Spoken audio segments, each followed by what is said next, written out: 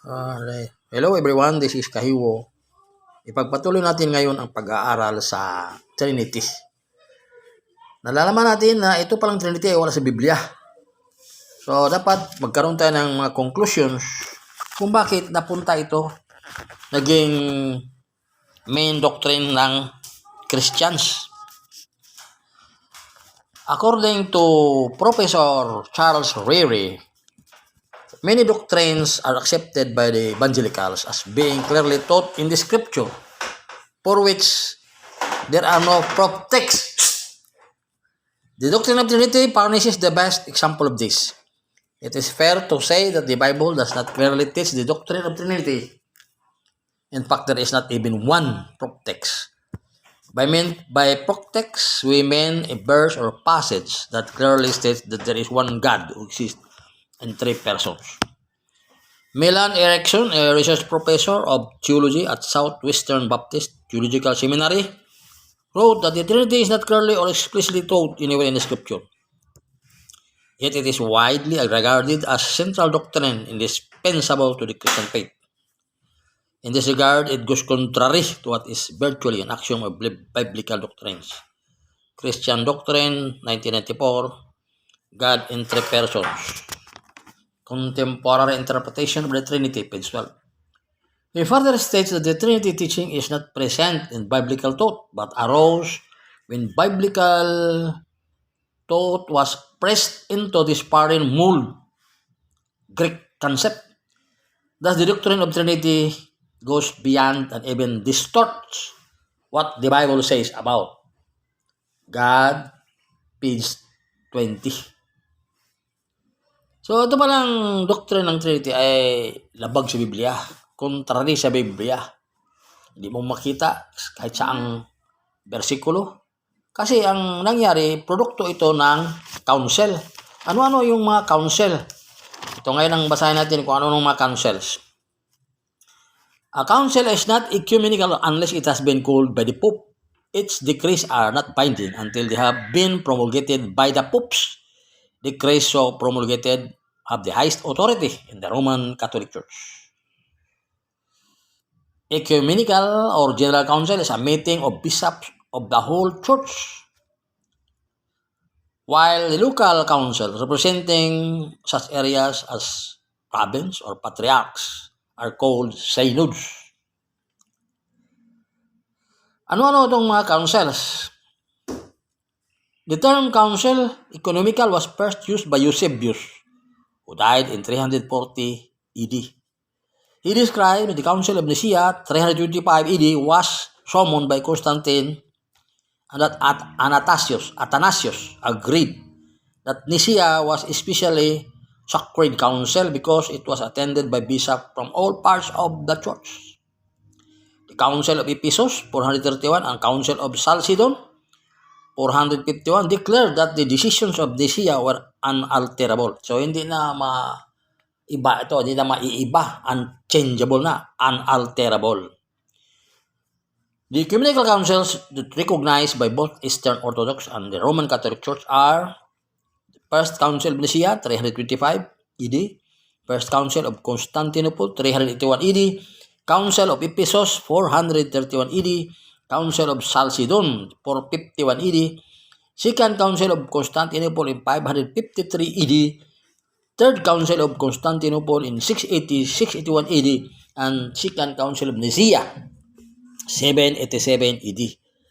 Bukod dito, marami mga council which are recognized by the Roman Catholic Church na nangyari noong mga panahon ng 1100 to 1200. Dibawa, yung tinatawag na Fourth Council of Constantinople 869 to 870 AD.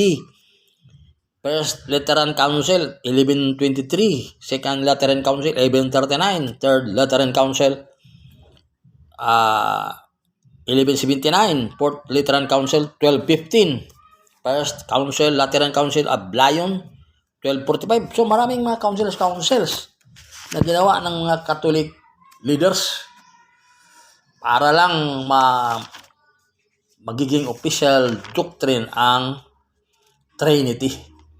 So in conclusion, wala sa Biblia ang doctrine ng Trinity, so ito ay labag sa Biblia.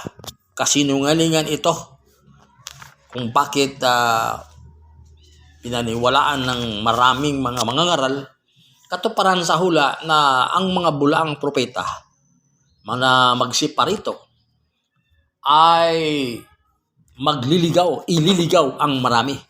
So dito lang sa doctrine ng Trinity, napakaraming nailigaw. Halos lahat ng mga denominations nagturo na mayroong talagang Trinity. Maski ang Sabadista. Noong una, ang Sabadista ay nagtanggap sa semi-Arian position sa mga pioneers nila. Opposed sila sa doctrine of Trinity. Pero kalaunan, nag-iiba sila. Tinanggap na nila ang doctrine of Trinity. Halimbawa, si Joseph Bates and James White, originally members of the Christian Connection Church, hindi pa Sabadista ang tawag, Christian Connection Church, which rejected the doctrine of Trinity.